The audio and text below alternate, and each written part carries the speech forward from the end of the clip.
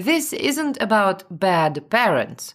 This is a functional analysis of the family unit as the system's most effective non-governmental agent. With rare exceptions, your home wasn't a sanctuary. It was your first compliance training facility where the internal prison of shame and guilt was installed. At first glance, this may look like exaggeration or conspiracy. That response is also part of the programming. The most effective control system makes the act of questioning it feel irrational. Phrases like, make your parents proud, or we are ashamed of you, are considered completely normal. They're not normal. They're hierarchical commands.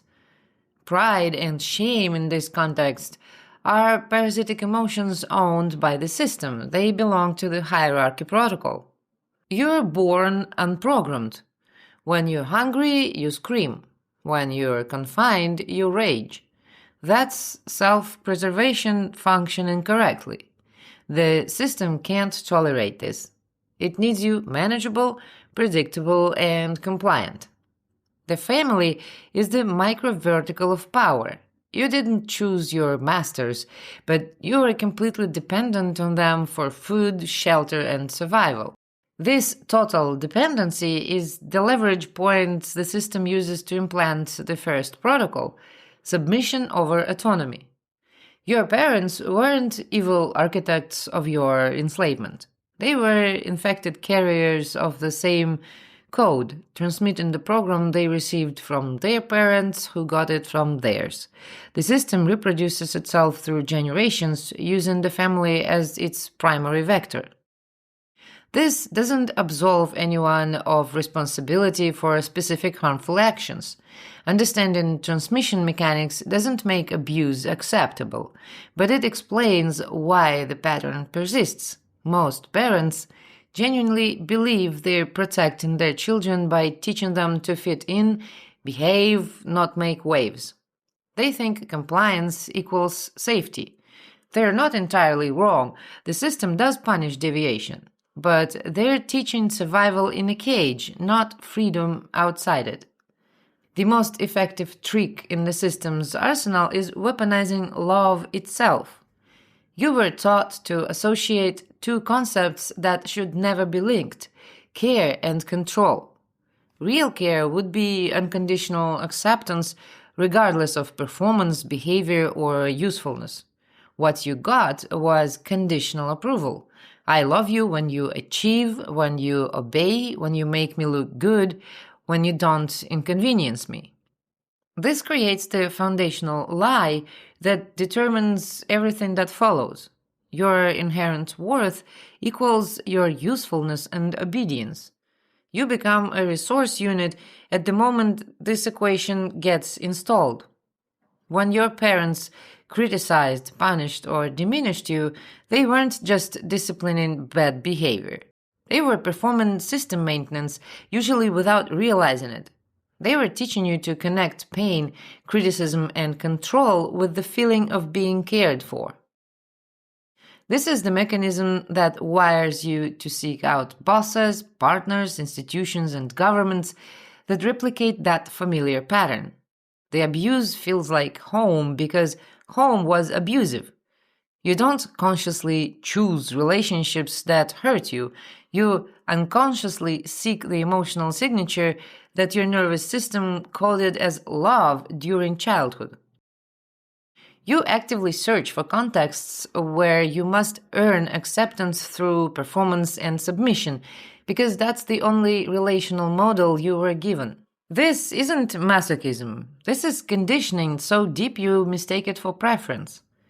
This is the central engine of your internal prison. You're an autonomous being, so when injustice occurs, you feel rage.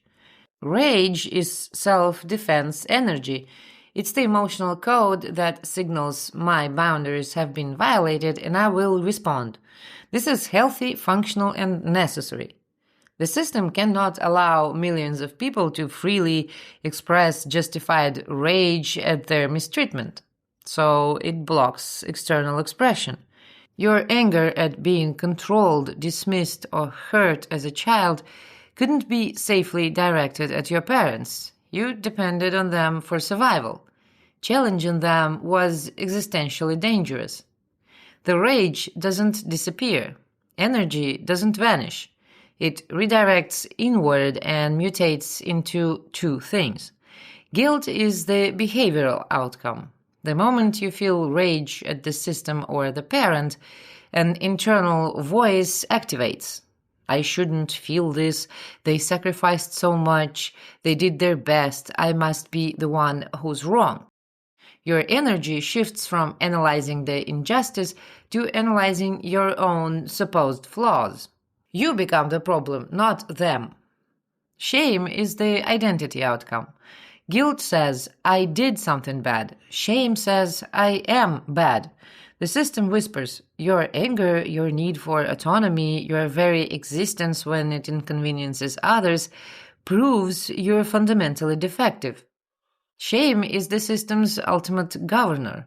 It prevents risk-taking, demanding fair compensation, questioning authority, or asserting boundaries. You're too busy feeling unworthy to notice you're being exploited. Shame doesn't just block action, it blocks thinking. Someone in a shame state can't logically analyze their situation because every analytical pathway terminates at I am defective, therefore my perception is invalid. The system doesn't need to refute your arguments when it can convince you that you're too broken to have valid arguments in the first place. The family code protects itself through predictable patterns. Denial. I had a normal childhood, everyone's parents were like that. Rationalization. They did their best with what they had, it wasn't that bad. Idealization. My parents were wonderful, I was lucky. Attack. When someone points out the dysfunction, the response isn't reflection, it's aggression. You're ungrateful, you're destroying the family, you're being disrespectful.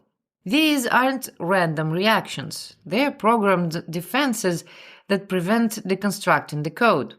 The system embedded self-protection protocols into the programming itself. Questioning your parents' behavior feels like betrayal because you were taught that loyalty means accepting their narrative without examination. Seeing the harm they caused feels like destroying something sacred because you were taught that family is sacred regardless of what happens within it. The strongest chains are the ones you defend yourself. The family didn't just teach you to tolerate abuse, it taught you to seek it actively. When pain becomes the emotional texture of connection, you unconsciously recreate that texture in every subsequent relationship. You choose partners who criticize you the way your parents did. You accept jobs where bosses treat you like a disappointing child. You join communities that demand constant proof of worthiness. It's not conscious. Your nervous system recognizes the familiar pattern and codes it as belonging. Even when the pattern involves harm, it feels right because right means familiar. This is why people stay in objectively terrible situations. The abuse isn't an unfortunate side effect of an otherwise good relationship. The abuse is the relationship, replaying the original template where love and control were fused together. Breaking this pattern requires recognizing that what feels like home might actually be a cage you've been carrying with you. The family serves three critical functions for the broader system. Installation. It implants shame and guilt into your psychological infrastructure before you develop critical thinking capacity. By the time you can analyze the programming, it's already running. Maintenance. It continuously reinforces compliance through emotional manipulation disguised as care. Every holiday dinner where you're expected to perform gratitude, every phone call where disappointment is used as leverage, system maintenance. Reproduction. It ensures the code transmits to the next generation.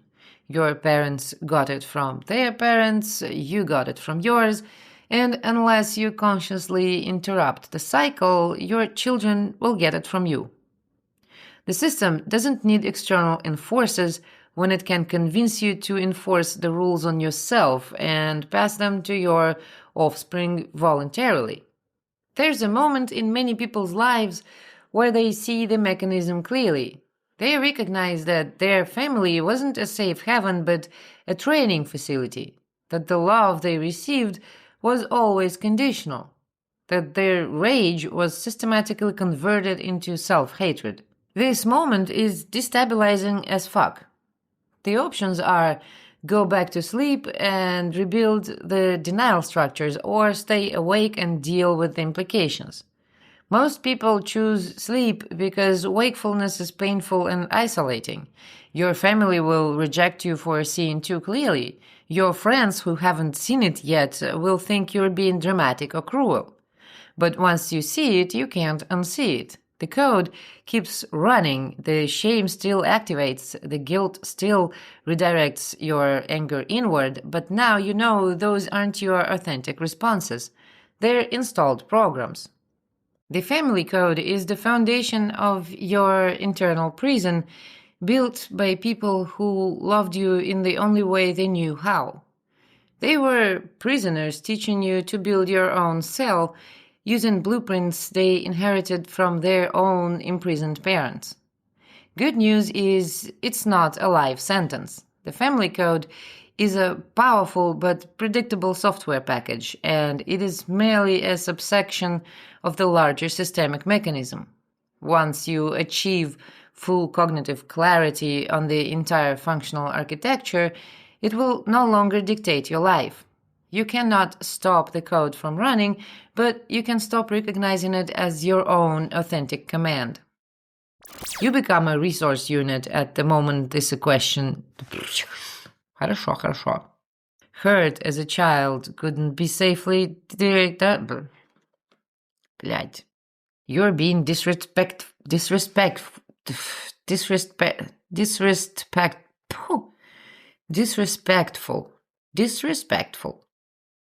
They're programmed defenses that prevent deconstruction of...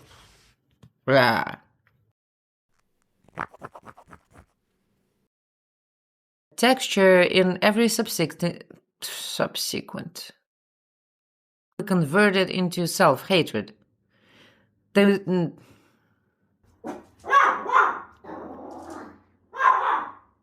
Using blueprints, they inherit a subsection of the larger systemic mechanism.